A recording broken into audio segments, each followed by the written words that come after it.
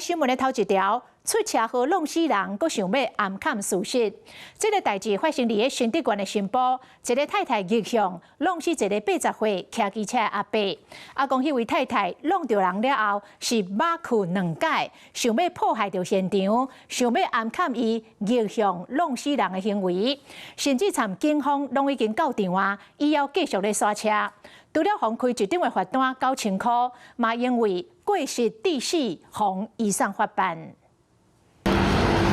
普色的轎車駛正向，弄到對向車道直行起訴，機車撞弄一個是咪咪毛毛，零件三角滿四過，噴棍阿公笑遠，起訴撞弄到佇咧路邊，袂頂袂當。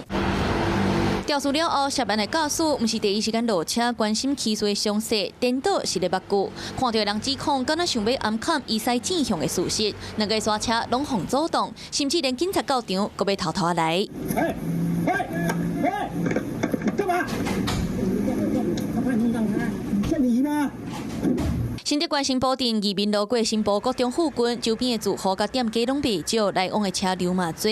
這弄一個聲音是真大。車10中道80歲老公仔順向直行，對向66歲轎車的女駕駛，速度真緊，不明的原因駛正向，起訴互高速弄到，當場就無生命現象。想要到女駕駛閣目睭兩解，敢若想要甲車刷轉去原本的車道。機車騎士送醫搶救後，仍性宣告不治。